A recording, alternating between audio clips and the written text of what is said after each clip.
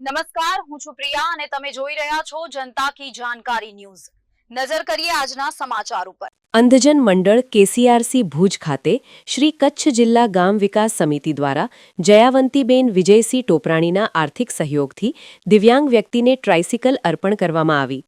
શ્રી કચ્છ જિલ્લા ગામ વિકાસ સમિતિ ગોધરાના પ્રમુખ શ્રી અરવિંદભાઈ અને ચંદ્રકાંતભાઈ મોતા તથા તેમની ટીમ દ્વારા સમગ્ર કચ્છમાં છેલ્લા 25 વર્ષોથી અનેકવિધ સેવાકીય કાર્યો થઈ રહ્યા છે, જેમાં કચ્છના અનેક દિવ્યાંગ વ્યક્તિઓને અંધજન મંડળ ખાતે અને સમગ્ર કચ્છમાં ટ્રાઇસિકલ, વ્હીલચેર જેવા સાધનો આપીને દિવ્યાંગ લોકોને પગભર કર્યા છે।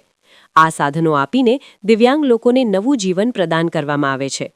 કચ્છ જિલ્લા ગામ વિકાસ સમિતિ હવે માત્ર કચ્છ પૂરતી સમિતિ ન રહેતા તેનો વ્યાપ અને સેવા સમગ્ર ગુજરાત અને દેશના લોકોને થઈ રહ્યો છે।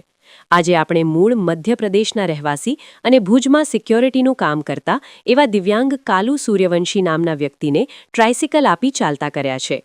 આ હિન્દી ભાષી મૂળ મધ્યપ્રદેશના હોવાથી શ્રી કચ્છ જિલ્લા ગામ વિકાસ સમિતિની સેવા અને આ સમિતિ સાથે જોડાયેલા અનેક દાતાશ્રીઓનો વિકાસ સમગ્ર દેશના અનેક લોકો સુધી પહોંચ્યો છે। આજે ગર્વની લાગણી અનુભવીએ છીએ કે આ દાતાઓના વિશ્વાસથી હજારો લોકોને ફાયદો થઈ રહ્યો છે। અનેક ભાઈઓ બહેનો પગભર થઈ રહ્યા છે। આ ટ્રાઇસિકલ અર્પણ સમયે અંધજન મંડળ કે કેસીઆરસીના મેનેજર અરવિંદસિંહ ગોહિલ સાથે ભરતભાઈ પરમાર અને તેમની ટીમ તથા મધ્યપ્રદેશના રહેવાસી એવા દિવ્યાંગ કાલુ સૂર્યવંશી અને તેમના ભાઈઓ પણ હાજર રહ્યા હતા। તેમના પરિવારે પણ ખુશી વ્યક્ત કરતા કહ્યું કે મારા ભાઈને હવે સિક્યોરિટીની નોકરી કરવા જવા માટે પોતે ટ્રાઇસિકલ લઈને જશે, જેથી રિક્ષાના ભાડાની બચત થશે અને પોતે પગભર થશે।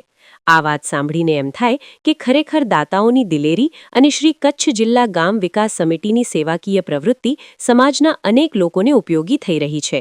રિપોર્ટર રમેશભાઈ ભાનુશાલી, નલિયા।